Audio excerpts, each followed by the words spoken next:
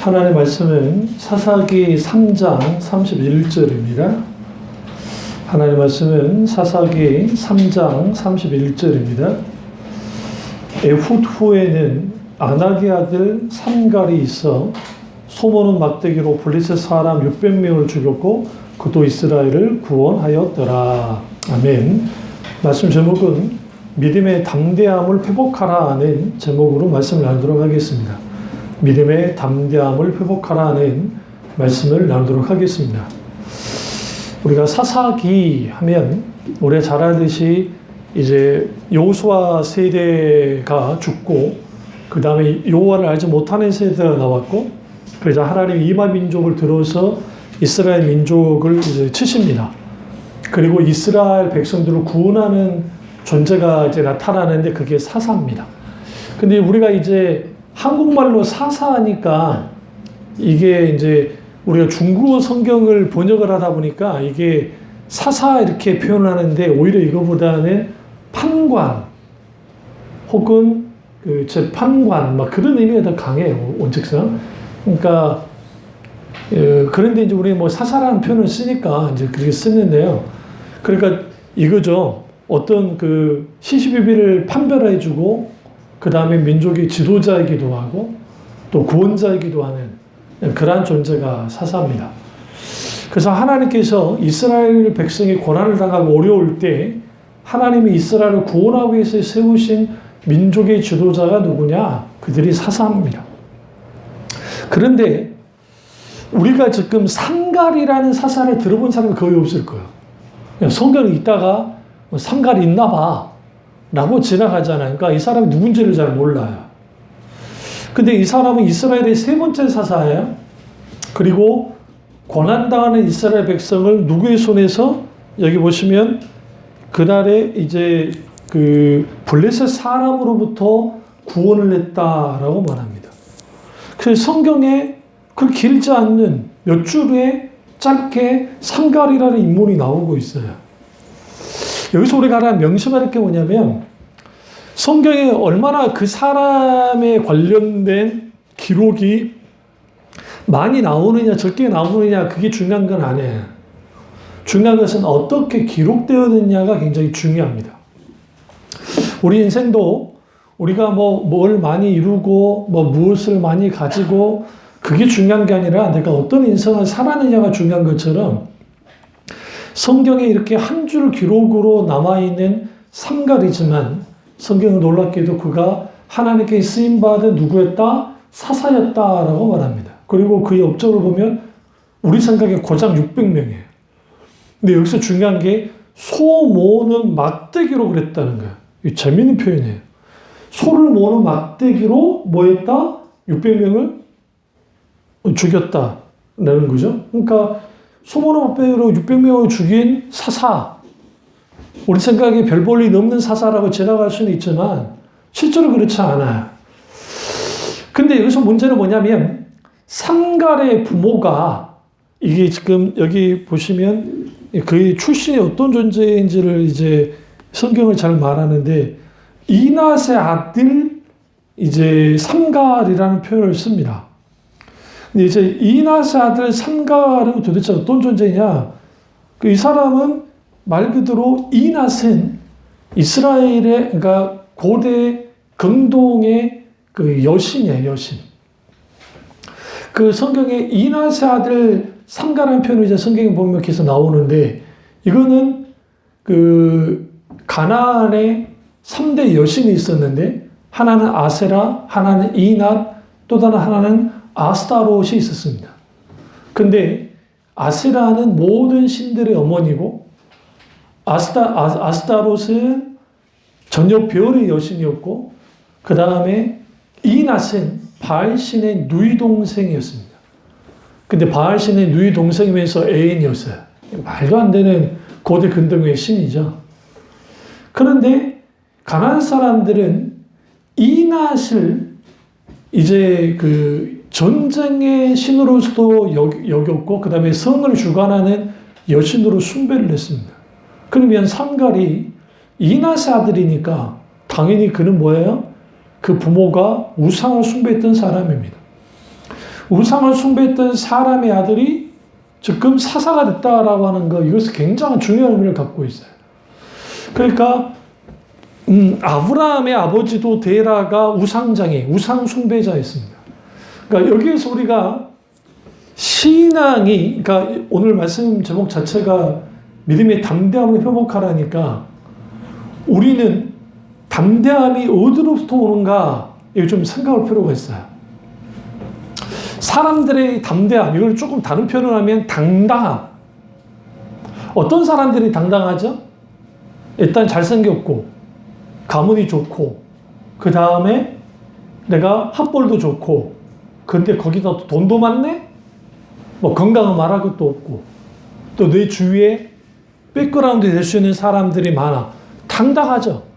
그러니까 지금 국민의힘 그 국회의원 아들 중에 하나, 뭐 래퍼라는 애가 아주 못된 애가 하나 있잖아요. 사고 치고 하는 애. 그러면서 막 그 말도 안 되는, 왜 그렇게 경찰서 가도 당당하고 막 그렇게 당당할까요? 그 할아버지도 국회의원이었고 그 아버지도 국회의원이에요. 그것도 지금 현재 대통령과 굉장히 좀 가까운 사이예요. 그리고 또 그 아들은 그런 백그라운드에 있으니까 아주 말도 안 되는 애가 이제 나온 거죠. 왜? 당당한 거예요. 근데 그 당당함을 뛰어넘어서 오만하죠. 교만하죠. 그러니까 호날두라고 하는 포르투갈 선수가 정말 대단한 선수야. 응? 그런데 그의 오만한 행동들이 사람들로 하여금 거부하게 만듭니다. 그가 아주 그 축구를 잘할 때, 전성기 때야 오만을 해도 참아주지만, 이제는 나이가 들어 서서히 이제 뒤안길로 넘어가야 되는데 아주 오만하게 구는 거죠. 왜? 자신의 어떤 이때까지 이루었던 명성, 업적, 자기의 어떤 지금도 자기는 잘할 수 있다고 하는 그 자만심, 이런 것들을 당당하게 만든 거예요. 여기에서 하나님이 사사들을 주님이 선택할 때에 집안이 좋고 괜찮은 사람을 한 경우는 거의 없어요. 오히려 첫 번째 사사가 그나마 좀 괜찮아요. 왜 그러냐면, 우리가 이제 그 첫 번째 사사가 우리가 잘 아는 그 온니엘은 우리 갈렙과 관계가 있습니다. 그러니까 갈렙 가문의 출신이에요. 그래서 온니엘이 첫째 사사로서 나올 때 그 아마 삼촌일 텐데, 이 갈렙이 어떤 사람입니까? 80이 됐어도 이따 이 산지를 내게 주소서 하면서 전쟁에 나갔던 사람이에요. 그러니까 하나님께서 첫 번째 사사를 세울 때 온니엘같이 굉장히 강하고 담대한 사람을 사용하기도 했지만, 삼갈처럼 우상쟁이 보모 밑에, 별 볼 일 없는 보모 밑에서 태어난 삼갈, 그것도 소위 말하는 소모는 막대기로 블레셋 사람 600명을 쳐 죽였다. 그리고 이스라엘을 구원했다고 하는 이 사실 하나가 우리에게 시사한 바가 크다라는 거예요. 왜 그러냐면, 믿음의 담대함이라는 것은 어떤 가능성으로서의 담대함을 주는 게 아니에요. 그러니까 우리가 계산기를 두드려가지고 이 정도면 될 것 같아, 저 정도면 안 될 것 같아, 그것에 따라서 우리의 담대함이 생기는 게 아니에요. 우리의 담대함은 믿음에서 담대함이 나오는데, 그 믿음으로서의 담대함이라는 것은 결국은 하나님을 내가 전적으로 신뢰하고 있느냐 신뢰하지 않느냐, 여기에 모든 판가름이 나요. 그러니까 오늘 우리가 많은 사람들이 믿음의 담대함이 어떤 문제 앞에 딱 서면 온데간데 없는 사람들이 많아요. 그러니까 별 문제 없을 때는 참 믿음이 좋은 것 같고 담대한 것 같은데, 어떤 문제가 발생되어지고 상황이 벌어지면 전혀 믿음이 없는 사람처럼 행동을 한단 말이에요. 오늘 삼갈이 블레셋과 싸우는데 나갔다는 사실에 우리는 이걸 깊이 생각해야 될 게, 그가 혼자 나가서 600명을 죽였다고요. 사실상. 그러면 여기서 그가 얼마나 대단한 사람인지 알 수 있겠죠. 그러니까 그의 담대함은 하나님의 신이 함께하자 그가 그런 일들을 합니다. 그렇다고 한다면 우리의 믿음의 담대함은 어디에 있는 것인가? 우리의 담대함은. 그러니까 우리가 여기에서 분명하게 볼 것은 뭐냐면, 내가 하나님을 믿는다고 할 때에, 또 이 세상을 살아갈 때에 왜 이 세상이 당당하게 살아가지 못할까? 그것은 각기 사람들은 다 약점을 갖고 있어요. 그래서 경쟁으로 들어가면 어떻게든 자신의 약점을 감추려들어요. 그리고 그 약점이 없는 것처럼 해야 돼요. 단점이든 약점이든 실수이든. 정치인들이 그걸 잘 감추잖아요. 근데 그걸 또 정적들이 어떻게든 다 캐어넣어서 그 사람의 약점을 깨부시면 그 사람이 무너지잖아요. 근데 놀랍게도 하나님의 사람들은 자신의 약점을 하나님께 완전히 발가벗어져야 돼요. 그러니까 내놔야 돼요. 그러니까 그러니까 삼갈이 자신의 약점인 우상 숭배, 여신을 숭배하는 이 부모 밑에서 자랐지만 그가 하나님께 선택됐고 사사로서 부름을 받았고, 그러자 그는 하나님을 전적으로 신뢰함을 통해서 그의 배경과 가문이 아닌 하나님 그분을 전적으로 신뢰함을 통해서 담대하게 블레셋과 맞서 싸웠던 겁니다. 그렇다고 한다면 우리는 여기에서 중요한 게 뭘까? 많은 사람들이 나는 가정에서 이런 상처 저런 상처 받았어, 이런 아픔 저런 아픔이 있어, 고통과 좌절이 있어, 뭐 어떻게 됐어, 그러니까 나는 정말 진정으로 믿음의 삶을 살지 못해, 이런 상처를, 그러니까 과거에 자신의 상처를 끌어안고 사는 사람들이 많아요. 다시 말하면 과거에 나와 사는 사람들이 많다고요. 여기서 명심해야 될 게, 인문학이나 불교적인 그 자아 성찰은 어떻게 하냐면, 과거의 나, 현재의 나, 미래의 나가 다를 거니까, 각기 모습은. 그러니까 나라는 존재는 정해져 있지 않다. 그러니까 어떤 존재라기보다는 그때그때 변한다. 그러니까 거기에 막 애쓰면서 살지 말아라. 결국은 나라는 존재는 불교에서는 없는 것이다. 무아 상태에 빠지면 나라는 존재는 존재하지 않아. 그러니까 과거에 내 상처 많고 마음 정말 천박하고 문제 많은 나 때문에 고통받을 거 없어. 그럴 거 없어. 나는 결국은 나는 그때의 나일 뿐이고 지금의 나는 아니잖아. 그러니까 오늘날 긍정의 심리학이나 그런 데서, 그러니까 지금 나의 나는 내가 주체적인 나로서 내가 긍정적으로 좋은 존재로서의 나라고 인식하면서 살아가면 돼 라고 하는 거예요. 그 주체적인 나로서는 살아가야 돼요. 기독신앙도 그걸 말하고 있으니까. 근데 세상과 기독신앙의 주체적인 나로 살아가는 게 어떤 차이를 갖고 있냐면, 세상은 자기 자신에 대해 좀 관대하게 보자는 거야. 그러니까 내가 좀 문제가 있고 뭔가 좀 결여되어 있지만 그래도 나는 좀 괜찮은 존재야. 그러니까 나는 그 존재와 함께, 나라는 존재와 함께 내가 주체적으로 딱 서서 누구 평가, 어떤 환경, 어떤 그것에 좌우되지 말고 나는 나답게 살면 되는 거야. 그게 BTS가 노래하는 그런 노래들이에요. 그게 이 시대의 정신이에요. 응? 근데 성경은 그게 아니라고 말하는 거야. 그러니까 주체적인 인간으로서 나로 사는 것은 성경도 동의해요. 그런데 인간이 하나님을 떠나서 자기 자신을 스스로가 주체적인 나로 살아갈 수 있나? 성경은 불가능하다는 거예요. 왜 그러냐면 인간은 죄 가운데 태어났기 때문에, 아담과 하와의 타락으로 말미암아 원죄가 있고 죄의 본성이 있어서 그 옛 그러니까 자아가 이미 깨뜨려지고 무너졌어요. 그래서 그들이 죄를 짓고 난 다음에 크게 네 가지의 소외 상태가 벌어졌다 했잖아요. 하나님과 나 사이의 소외 상태, 사람과 사람 사이의 소외 상태, 그 다음에 자연과 나가 소외되어지고 나 자신 나에게 소외되는 상태가 빠져요. 그러면 그 상태에서 나라는 존재는 누구인가라고 살아가는 것. 그러니까 사사들이 주님께 부름을 받았을 때에 그들이 부름받을 만한 존재니까 주님이 부른 게 아니에요, 사실은. 하나님이 먼저 그를 붙드시고 인정해줘야. 대표적인 게 기드온이에요. 강한 용사여 라고 주님이 찾아옵니다. 그러니까 기도원이 말도 안 되는 소리지. 사사 중에 가장 겁이 많은 사사가 누구냐? 기브온이에요. 기도원이에요. 기도원. 왜? 기도원은 다른 사사들은 주님이 부르면 사사로 막 가요. 삼가도 그냥 가. 특별한 기록이 없어. 근데 하나님께 두 가지 표적을 구하잖아요.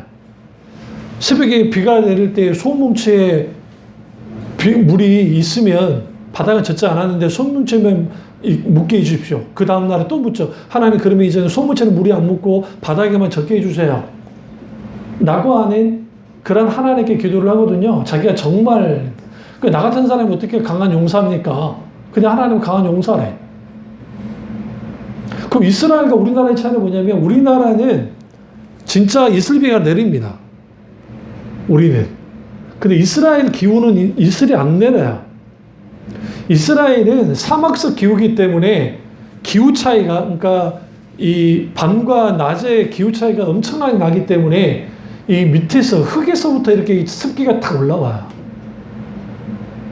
이 무슨 말이냐면 어떤 목사님 설교할 때 그 소뭉치를 하나님이 더 막았다는 거지. 비가 안 내리게. 그게 아니에요. 이 밑에서부터 숨이 더 올라온다니까. 그게 이슬비야, 그게. 그러니까 그런 것들이 올라오면서 나뭇잎을 적시고 막 그래요.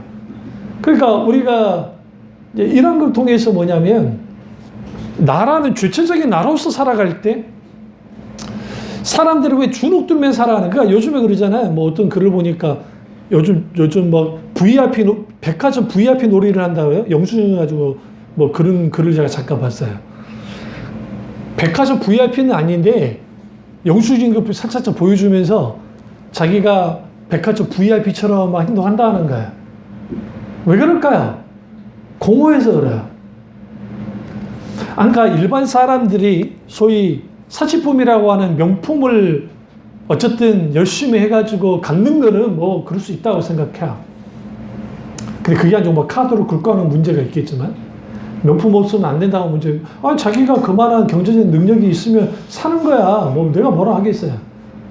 그러니까 기독신앙에서는 절제하라고 있으니까 그 지나친 거 잘못된 거죠. 그러니까 소위 그리스도인들 중에 지나치게 막 신발을 많이 막 사서 모으거나 가방을 막 사서 이게 다 공허하니까 그래요. 그걸로 채워야 만족이 생기니까 그래요.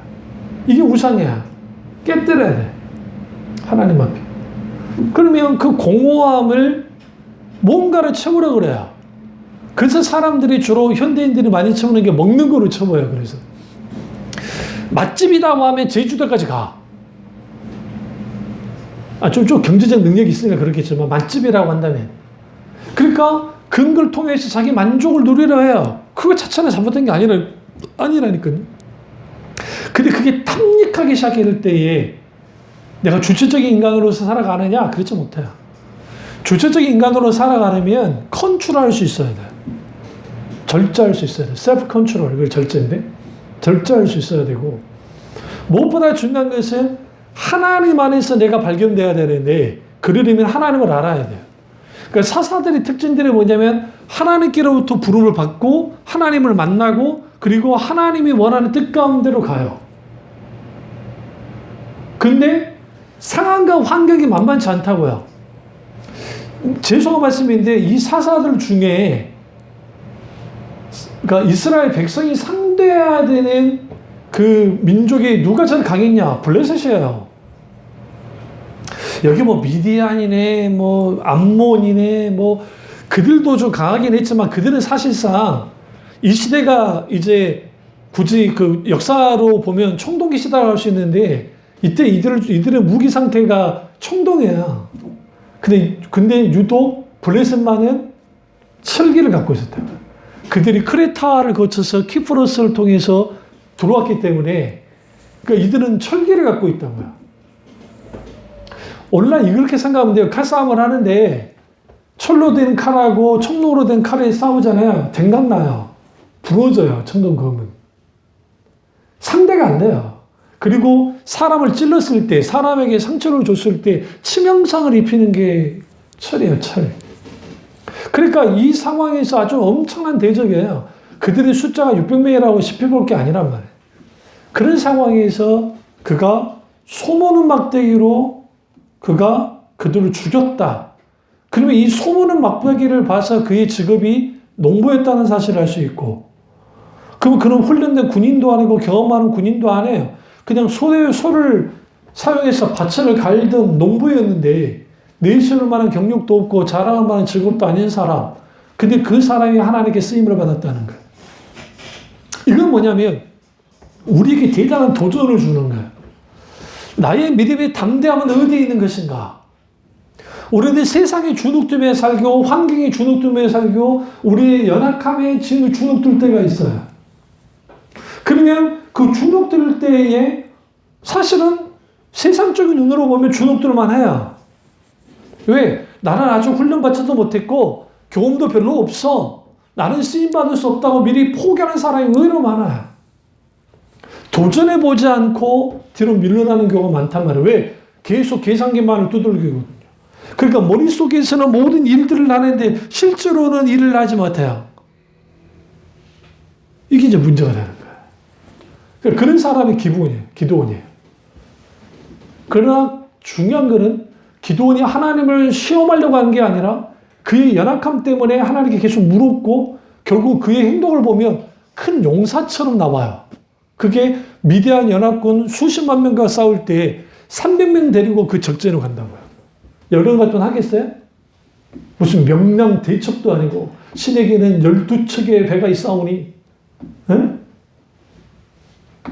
이 말도 안 되죠. 아니 5만 명이 모였는데 10,000명까지 하나님이 줄여버려요? 10,000명에서 300명으로 줄여버려요. 이 말이 되냐고 이게. 근데 그 말을 듣고 그가 또 갈 때도 웃긴 거예요. 항아리에다가 기름을 잔뜩 채워가지고 횃불을 들고 그러고 올라가는 거예요. 그러고 난 다음에 하나님이 뭐라고 그래요? 야, 함성을 지르고 쳐라. 그리고 이제 불을 지르는 거죠.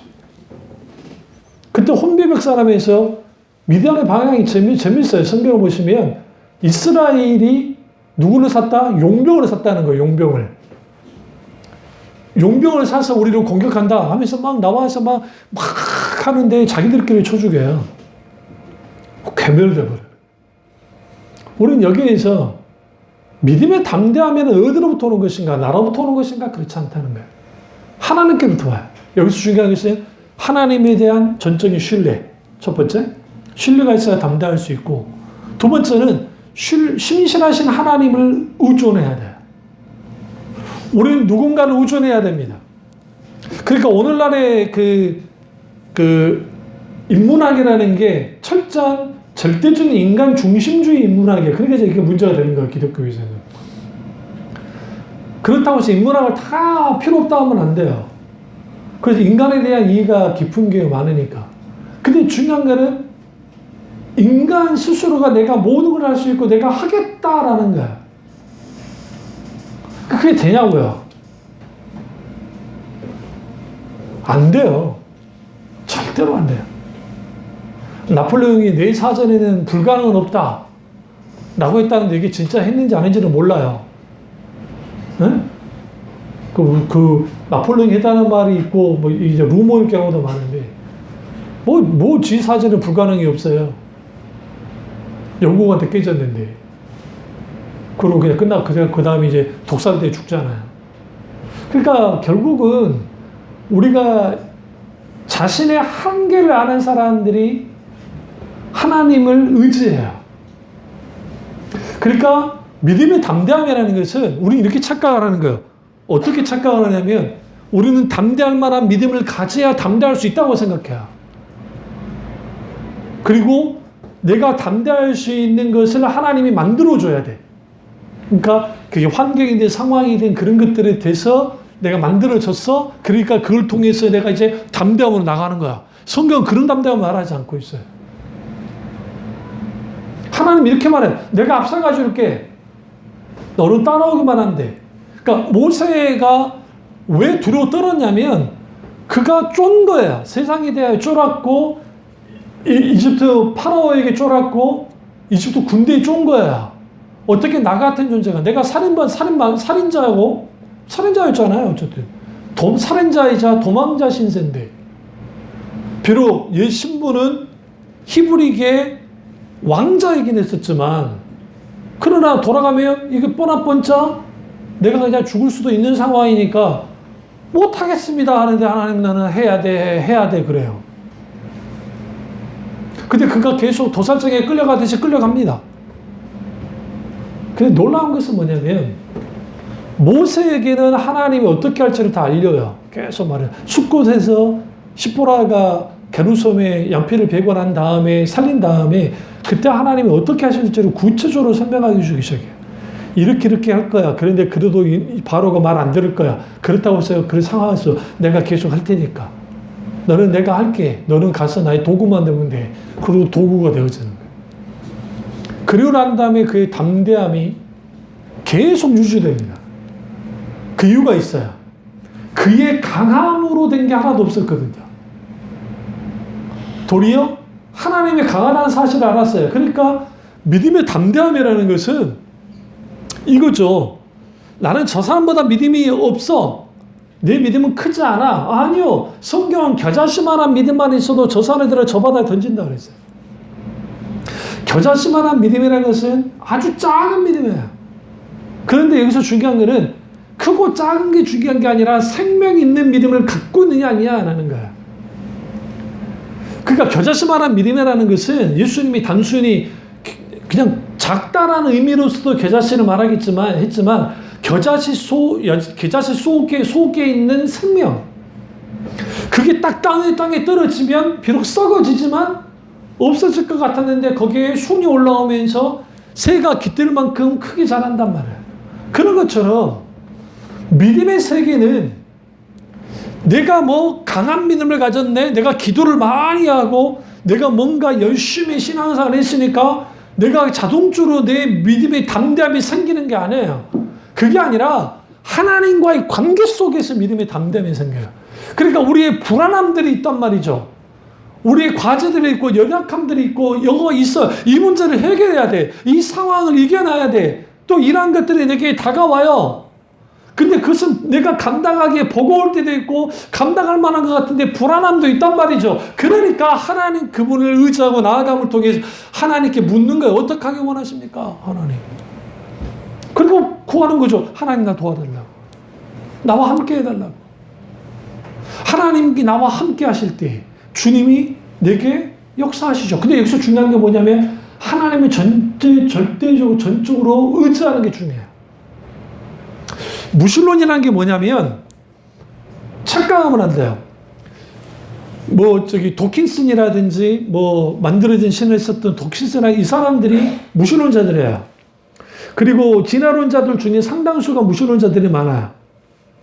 그러면 그들이 무신론을 말할 때 신이 없다고 할 때, 그러니까 하나님이든 어떤 신이 없다고 할 때에 그들이 말하는 신이 없다. 특별히 그 대상이 하나님일 때, 하나님이 없다고 할 때에 그들이 말하는 하나님이 없다는 것은 뭐냐면 하나님이 없기를 바라는 거예요.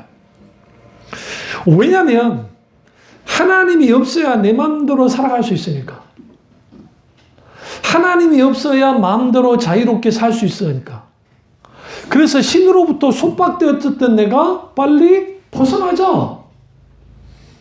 우리는 착각하는 게 르네상스가 신으로부터 탈출을 말하는 게 아니에요. 르네상스 시대에 에라스무스라든지 인문주의자들이 하나님으로부터 멀어지자는 사람은 없어요.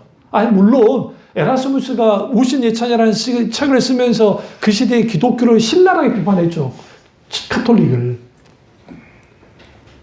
그러면서 문학이든 음악이든 뭐든 신으로부터 벗어나려는 움직임이 없었던 건 아니에요. 그러나 그게 본격화가 된 것은 18세기예요. 임마누엘 칸트, 헤겔, 니체 이후에 19세기 니체 그 사람들이 나오기 시작하면서 이제 스피노자도 마찬가지예요. 스피노자가 철저하게 하나님은 존재하잖아요. 그러니까 우리는 스피노자가 나는 지구가 멸망할 때 한 그루의 사과나무를 심겠다라고 했잖아요. 그러니까 우리는 그걸 명언이십니다. 아주 대단하십니다. 정말 인간으로서 정말 멋진 것 같습니다. 그 사람 뭐라고 했어요? 하나님이 없다고 여긴 사람이에요. 100년이 지나면 기독교는 사라질 거라 했어요. 스피노자가. 그럼 여기서 우리는 분명하게 볼 게 뭐냐면 믿음의 담대함이라는 것은 내 믿음의 상태에서 결정되는 게 아니야. 어떤 보면 그럴 것 같아도. 많은 사람들이 내 믿음의 상태, 이 상태를 자기 신념 체계에 결부를 시켜놓은 거예요. 오늘날에 한국 교회가. 미국 교회도 마찬가지고. 그러니까 자기 신념이 믿음이라고 생각하는 거야. 이거예요. 내가 믿어질 때까지 기도를 하는 거야. 이 문제 해결할 줄 믿습니다. 믿습니다. 하나님 믿습니다. 믿습니다. 그래서 교회에서마다 하나님 우리 앞에 있는 이제 어떤 문제를 해결할 줄 믿습니다. 내 질병을 치울 줄 믿습니다. 뭘 잘해줄 줄 믿습니다. 뭐 믿습니다. 하나님 믿습니다. 믿습니다. 하니까 계속 믿습니다. 믿습니다. 그러니까 마음을 이제 부정적을 얻고 딱 없애고 이제 하나님 하실 줄 믿습니다. 믿습니다. 믿습니다. 믿습니다. 믿어질 때까지 내가 그게 될 때까지 그렇게 한 다음에 그 기도가 하나님 앞에 진정한 기도라고 하는 거예요. 그게 아니라니까. 그는 자기 암시에 불과하지. 자기 암시를 하는 기도예요. 이게 심리학에서 자기 암시예요. 자기한테 체면을 계속 거는 거야. 할 수 있어, 할 수 있어. 그러니까 연예인들이나 축구 선수들이 나는 할 수 있다, 할 수 있다. 축구할 때 이렇게 할 수 있다. 내가 할 수 있다는 마음을 가졌기 때문에 된다. 우상혁이라는 친구가 높이뛰기 선수인데 나는 할 수 있다, 할 수 있다. 자기가 난 할 수 있어. 긍정적 할 수 있어. 하면서 막 내가 팍 넘고 신기록도 하고 막 그래요. 그럼 그게 긍정의 마인드로서 그건 나쁜 건 아니니까. 응? 넘을 수는 있어요. 그러나 한계는 있어요. 그런 자기 암시를 통해서 뭔가 이게 신체에 어떤 능력을 주는 그런 또 결과들이 있으니까. 그러나 믿음은 그거 아니에요. 믿음은 철저하게 인격체신 하나님을 바탕으로 한다 말은 무슨 말이냐면 믿음은 하나님께로부터 와요. 그래서 제가 우리 애들을 위해서 기도를 할 때나 우리 지체를 기도를 할 때나 가장 문제는 하나밖에 없어요. 하나님 이 상황에서 어떻게 하기를 원하시고 무엇을 원하십니까? 그리고 하나님께 도움을 구할 때 하나님께서 이 부분에서 하나님 이렇게 해주시길 원합니다. 근데 그 기도 속에서 계속 기도하면서 하나님께 계속 묶는 과정 속에서 하나님의 음성이 들려질 때 있어요. 믿고 맡겨라? 믿고 맡기는 거야. 거기에 불안함도 있고 인간의 인자나 그것도 있지만 거기에 뭐가 있냐면 담대함과 평안함이 같이 올 때 주로 이게 하나님께로부터 온 거거든요. 그 담대함이 누구로부터 왔느냐? 나로부터 왔느냐? 아니야. 하나님께로부터 와요. 그러니까 사사들이 전쟁을 나아갈 때에 싸울 때에 군사 수로 싸우진 않아요. 군사 수로. 한 번도 수로 이긴 적이 없어요. 여기에서 사울이라는 인물을 들여다볼 필요가 있는 거예요. 그래서 사사시대가 약 한 400년 정도가 되는데 400년 동안 수많은 사사들이 나와요. 우리 아이들이 사사놀이 제일 좋아하잖아요. 사사 하잖아요. 근데 거기 야빈 왕을 듣거라 그게 있어요. 근데 드보라라고 하는 여자 사사가 있는데 어떻게 여자가 사사가 됩니까? 고대 근동에서 조선시대 말할 것도 없고 우리나라 말할 것도 없고. 근데 하나님은 드보라를 통해서 하나님 그 일을 이루셔요. 숫자가 많아서요? 네. 하나님이 하시겠다잖아요. 그러니까 우리가 믿음의 담대함이라는 것은 나는 부족하고 연약하고 흔들릴 수 있어야. 그럴 수 있다니까요. 그러니까 하나님께 우주가 뜻을 물으면서 계속 하나님과 관계를 갖는 거예요. 주님과 계속 교제를 나누면서 나의 믿음 없음을 드러내고 주님 내게 믿음을 달라고 하나님께 기도를 하는 거예요. 주님 내게 믿음을 주십시오. 불에도 넘어지고 물에도 넘어지는 아버지가 할 수 있겠어? 그러니까 할 수 있게 무슨 말이냐? 믿는 자 능치 못함이 없느니라. 나의 믿음 없음을 불쌍히 내게 믿음을 주소서 했어요. 그러니까 예수님이 뭐라 합니까? 하나님의 믿음을 가져라라고 주님 말씀하고 있어요. 여기서 하나님의 믿음을 가져라는 것은 하나님을 전적으로 신뢰하고 의지해라. 그러면 할 수 있는 무슨 말이야? 능치 못함이 없는 그 하나님의 일들이 일어날 것이다. 실제로 그가 그 믿음을 갖습니다. 그 아버지가. 그러자 하나님이 예수님이 치유하세요. 그래서 우리가 한국교회에서 믿음이라는 것을 신념 체계로서의 믿음, 감정으로서의 믿음을 하도 가르쳐 놓으니까 감정적인 믿음, 내가 뭔가 할 수 있고 믿을 것 같아. 그러니까 이제는 한탄강이나 그런데 그런데 무리를 걷겠다고 했다가 물에 빠지기도 하고 별일을 다 하잖아요. 극단적인 그 열광주에 빠진 사람들이. 응? 베드로가 무리를 걸을 수 있었던 것은 내가 걷고 싶어요. 베드로가 걷고 싶어 하니까 예수님 오라 했으니까 가능했던 거예요. 아니 베드로가 기도를 많이 해가지고 나는 이제 하나님 걸을 줄 믿습니다. 아니에요.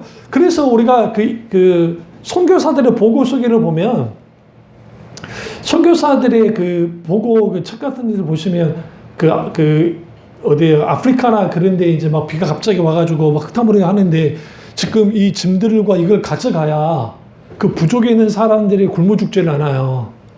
근데 이 물 상강에서 가지를 못하면 굶어 죽을 텐데, 그러니까 선교사들이 거기서 모여서 기도를 하니까 하나님, 이 막혀서 돌아가도 시간 걸려서 죽고, 우리가 여기를 건너지 못하면 안 되는데 어떻게 합니까? 막 기도를 하는데 갑자기 막 성령의 강력한 기름 임재가 막 있고 하면서 한 분이 나서서 주님이 가라 하신다. 그래서 사람들이 다 말렸어요. 미쳤다. 점으로 건널 수 없는 곳이다. 어떻게 그 어마어마한 물로 들어간 거예요. 근데 웬걸 건너기 시작하네? 그 믿음으로 같이 건너갔어. 그리고 나머지 이제 그걸 본 사람들이 따라가다 그 사람들 피수로 죽었어요. 인도네시아는 세계 최대의 무슬림 국가는 인도네시아예요. 뭐 사우디 그거 아니에요. 왜냐면 인도네시아 거의 2억 인구를 갖고 있기 때문에 거의 90%가 거기 무슬림이잖아요. 그런데 유독 인도네시아가 엄청난 섬들이 많은데 자바섬이라든지 인도네시아 섬 중에 기독교인이 생각보다 많아요. 그게 1956년인가 그때 선교사들이 가서 거기에서 이제 사역을 하는데 수양 선교사들이 거기에 성령의 강력한 임재와 기름 부음이 있었던 거예요. 그래서 거기에 하나님의 부흥이 인도네시아에 같이 일어났어요. 그래서 지금도 인도네시아의 기독교 인구가 생각보다 많아요. 그 무슬림 국가 치고는 거기에 섬마다. 그때 하나님의 초자연적 역사들이 많이 나타났어요. 치유부터 시작해서 하나님의 놀라움. 근데 이제 그게 잘못돼서 조금 이제 변질되긴 했지만. 근데 우리는 여기서 뭘 봐야 되냐면, 믿음의 담대함이라는 것은 내가 보기에 저거 믿을만해. 그게 아니에요. 우리는 어떤 가능성을 보고 담대함을 갖는 것이 아니라 하나님의 약속을 붙들고 담대해지는 거예요. 하나님이 하시겠다는 거예요. 하나님이 나를 세웠다는 거죠. 그럼 우리가 기도하죠. 하나님이 맡기라 했으면 맡기는 그만이에요. 그러면 내가 아무것도 하지 않아야 되는 거? 그렇진 않죠. 계속 하나님께 계속 묻는 것이죠. 마찬가지로 우리가 하나님과의 관계 속에서 이 담대함이 왜 우리 가운데 필요한가? 담대함이 없으면 원수와의 싸움에도 이길 수도 없지만 세상과 충돌에서도 견딜 수가 없어요. 그리고 그 담대함은 무엇으로부터 오느냐? 하나님의 약속, 하나님에 대한 신뢰, 하나님의 임재, 하나님의 놀라운 함께 하심을 통해서 나타나는데, 중요한 것은 내가 지금 내 앞에 딱 내가 가는 게 아니라 하나님이 내가 앞서가 하신다는 사실을 내가 알아요. 그러니까 담대할 수밖에 없어요. 그러니까 소모는 막대기를 가지고 나오는 거예요. 어? 다윗이 물맷돌만 가지고 나온 이유가 그건 거예요. 그 담대함이. 우리는 다윗만을 갖다 대단하다고 생각하는데, 여러분, 소모는 막대기 하나 갖고 나왔어요. 그러면 이 600명은 누구냐? 군인들이에요. 철기로 무장한, 갑옷으로 무장한. 근데 그들과 싸우잖아요. 삼손 보면 낙이 턱뼈를 가지고 나와요. 근데 낙의 턱뼈로 뭐해서 수천 명을 때려 죽입니다. 근데 우리는 그걸 별로 크게 생각지 않아. 왜? 삼손이 힘이 있었으니까 그럴 수 있다. 근데 여러분, 삼손이 그때 낙의 턱뼈로 블레셋 군대를 죽이다가 죽을 뻔한 거 아세요? 왜 죽을 뻔했어요? 블레셋 군대에서 죽을 뻔한 게 아니라 하도 때려 죽이니까 목이 타서 죽을 뻔했어요. 목이 마른데 물이 없어. 이제 나는 이 목말라서 죽기를 직전까지 진짜 갔어요. 탈진해가지고. 그래서 이걸 엔하꼬레라고 표현했는데 그가 하나님께 부르짖습니다. 하나님 내가 물이 없어 죽습니다. 그러니까 하나님 물을 터뜨리잖아요. 그래서 고통의 샘, 고난의 샘. 그게 엔하꼬레예요. 그러니까 우리가 이 구약이든 신약이든 하나님의 사람들의 담대함은 하나님께로부터 왔지 내 상태에서 오지 않았다는 거야. 그러니까 오늘 한국교회가 믿음을 자기 신념적이나 감정적인 어떤 믿음을 하도 강조하다 보니까 내가 믿습니다. 심리적으로 내가 돼야 이제 될 수 믿습니다. 하나님 할 수 있다 하시는 이는 나의 능력 좋아하나니 그런 찬양한다고 그 예배 드리고 기도하고 하니까 그래서 믿습니다. 근데 안 돼버리면 이거 어떻게 된 거지? 단 한 번도 하나님의 의중과 뜻을 물어본 적도 없고 하나님 어떻게 하실지에 대한 어떤 의중과 뜻을 묻지 않는 사람들이 하나님과 친밀한 교제 속에서 하나님 그분이 하신다는 약속 아니면 하나님께 계속 그분과의 관계 가운데 친밀한 교제를 계속 나누면서 하나님을 가까이 하는 사람들이 담대해져요. 그래서 하나님과의 친밀한 하나님을 경외하는 자들이 용맹을 말하리라 라고 성경이 말하잖아요. 하나님을 친밀한 자들이 하나님을 경외한다는 표현을 써요. 이게 무슨 말이냐면 여호와를 경외하는 자들이 하나님과 친밀하고 그럼 하나님과 친밀한 자들이 하나님을 경외하는 자들인데 하나님을 경외한 자들이 뭘 말한다? 다니엘서에 용맹을 말한다는 거예요. 담대함으로 나가는 거예요. 왜?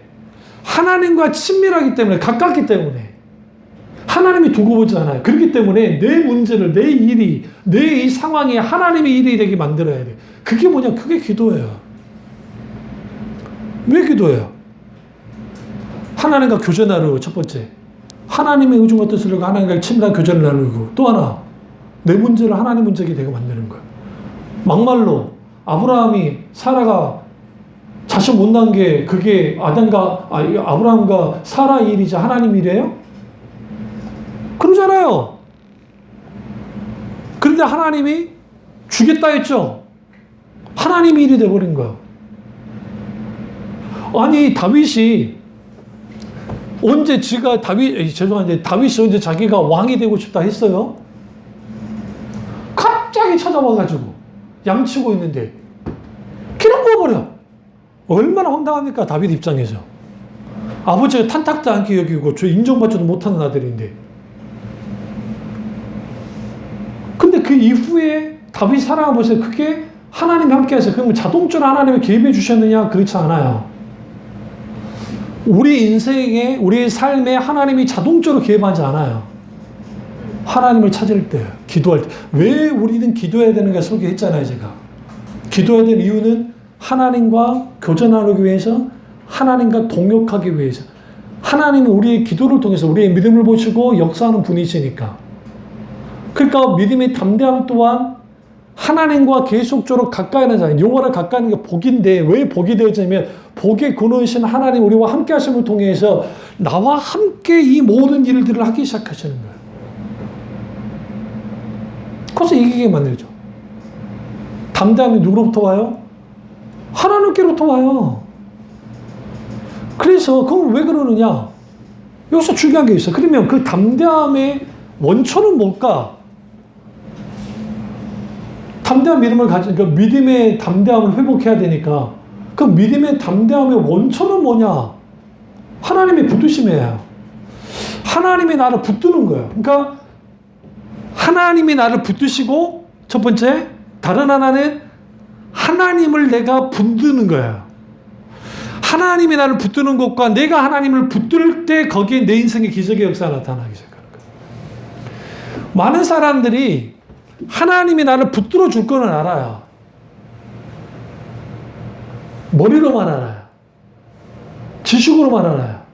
그러니까 감정적이고 소위 말하는 심리학적인 어떤 자기 신념 체계의 믿음의 담대함이라는 것은 자기들이 하나님을 붙드는 거야, 계속. 막 붙들어가지고 믿습니다.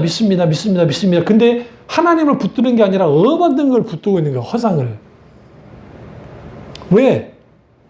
자기 신념은 믿음이 아니니까. 믿음은 바라는 실상이요 바라는 것들의 실상에 보지 못할 증거니 선지들이 이로써 증거를 얻었느니라. 히브리서 11장 1절과 2절을 말하죠. 믿음은 보여지지 않아요. 믿음은 잡혀지지도 않아요. 붙들어지지도 않아요. 그런데 히브리서 11장에 나타난 모든 믿음의 사람들은 다 약속을 붙들었어요. 하나님의 약속. 고난 중에 고통 중에도 어떤 상황 속에서도. 그래서 그 하나님의 약속을 붙들었는데 약속을 붙들었는데 누구를 붙들느냐? 약속하신 하나님을 같이 붙든 거죠. 붙들었죠. 근데 먼저 누가 붙들어요? 하나님이 붙들어요. 근데 사람들이 자기 신념과 감정으로 하나님 붙든다는 것은 자기 신념과 감정을 붙들고 있는 거예요. 종교심에 의해서. 그렇게 될 줄은 믿습니다. 그러니까 이사야 시대, 예레미야 시대 이스라엘 백성들이 하나님 이렇게 할 거다. 절대로 망하지 않아. 이 나라는 절대로 이스라엘을 망하지 않아 하면서 그들이 뭘 붙드냐면 자기들의 신념을 붙들어요. 안 망한다는 신념.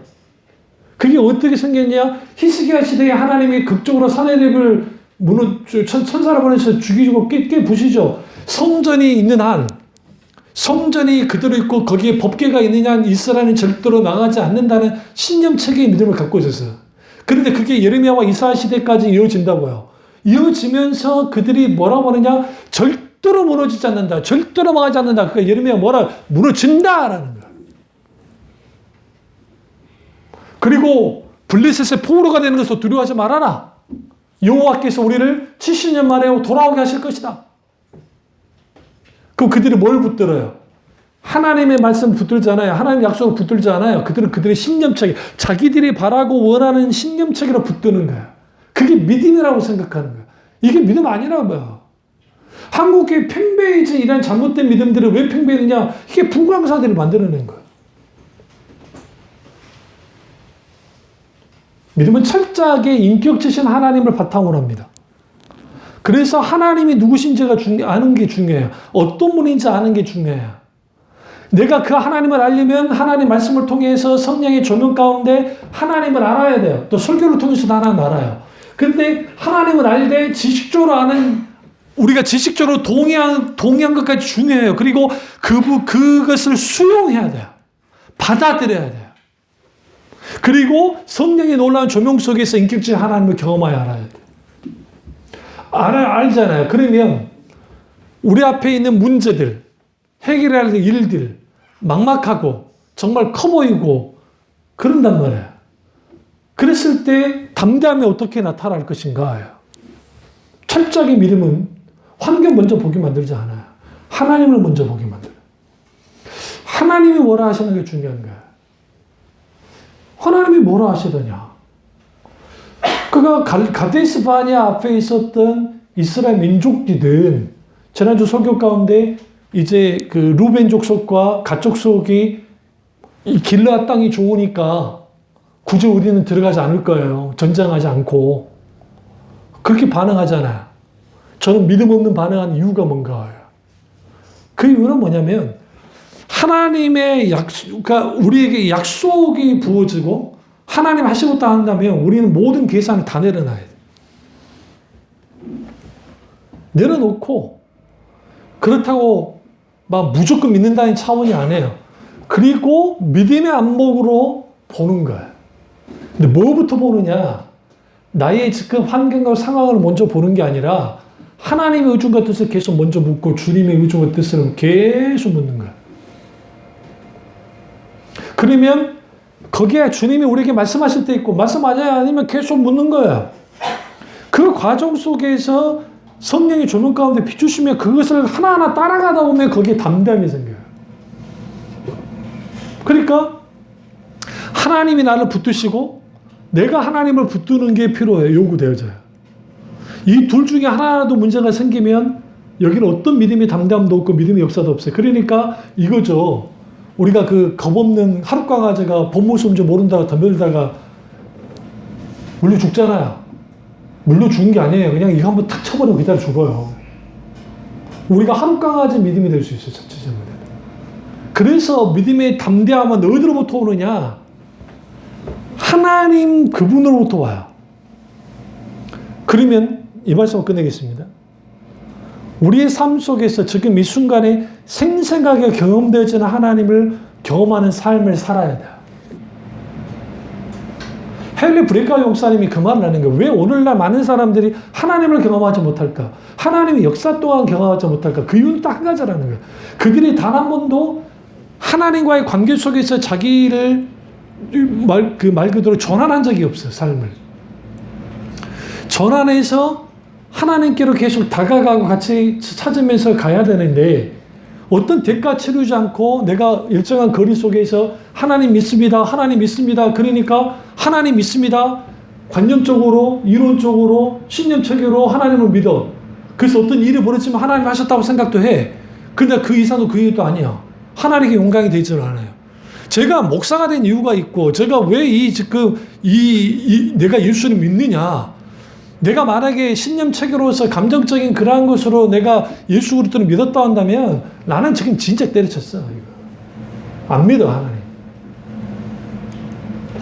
인격체신 하나님이 나를 만나줬기 때문에. 그러니까 이게 너무 치명적인 거예요. 그러니까 우리가 믿는 하나님이라면, 신이라고 한다면 그의 권위와 그의 능력과 힘으로만 막 다 할 수 있잖아요. 모든 신들이 다 그러니까. 그런데 갑자기 그 하나님이 죽어버렸대. 도대체. 아니, 이해가 안 되는 거예요. 내가 아무리 생각해도. 시스루스도 똑같은 반응을 했더라고. 내가 어릴 때. 아니, 하나님이 죽어버렸대. 죽어가지고 살렸대. 예수가 죽어서 사망 권세를 이겨버렸대. 부활하셨지만. 그러면 두 가지밖에 생각이 안 나. 하나, 가짜일 거다. 사람들이 만들어낸 이야기, 예수를 신성화시키려고 만들어낸 이야기일 것이다. 첫 번째. 두 번째는 진짜니까. 왜냐면, 이거 아세요? 예수님만 빠지면 무슬림 다 기독교인도 될 수 있어요. 예수님만 빠지면 모든 유대교 다 기독교인 다 될 수 있어요. 예수님만 빠지면. 전 세계 인구가 지금 80억인데 80억 인구 중에 무슬림, 유대교, 기독교 딱 합해 보면 약 거의 40억 그 정도 돼요. 그 인구가 다 하나님 믿었을 거예요. 근데 뭐가 걸림돌이냐? 예수 그리스도예요. 예수 그리스도. 믿음은 예수 그리스도가 나의 주님이야, 주고, 예수 그리스도가 나의 구원자고, 예수 그리스도가 나의 하나님을 믿는 거예요. 하나님이심을. 이게 믿음의 내용이고 믿음의 근본이고 근간이에요. 그래서 예수 그리스도를 성령의 역사 속에서 경험하는 사람들, 그게 말씀입니다. 경험한 사람들이 삼일체 하나님의 성부 하나님을 경험해요. 그 하나님을 알아요. 그래서 삼일체의 신앙을 갖는 거예요. 거기서 담대함이라는 것은 어떻게 주어지냐면 하나님께로부터 주어져요. 그러니까 하나님의 말씀과 약속과 하나님이 함께 하심과 성령의 놀라운 역사 이런 것들이 함께 어우러져서 우리 가운데 담대하고 나가는데 놀라운 게 있어요. 그렇다고 우리가 늘 승리하느냐? 그렇지는 않죠. 그래서 우리가 넘어지고 쓰러지고 갈등하고 회의감을 들고 막 그럴 때 있어요. 근데 놀라운 것은 주님이 여전히 우리를 찾아오세요. 그럼 이렇게 말합니다. 나 네 옆에 있는데 너 뭐하니? 그래서 우리에게 필요한 게 뭐냐? 하나님과 우리 사이의 관계가 계속 사실적인 실질적인 관계로서 관계가 있어야 되고 그 하나님을 생생하게 경험하는 삶, 경험하는 것들이 있어야 실질적인 담대함이 생겨요. 하나님 함께 계신다는 이 사실을 알고 믿음의 담대함을 회복하는 교도들 되시기를 주님으로 축원합니다. 기도하겠습니다. 기도하실 때 이 말씀이 나의 말씀이자 우리 말씀 드리다 기도하겠습니다.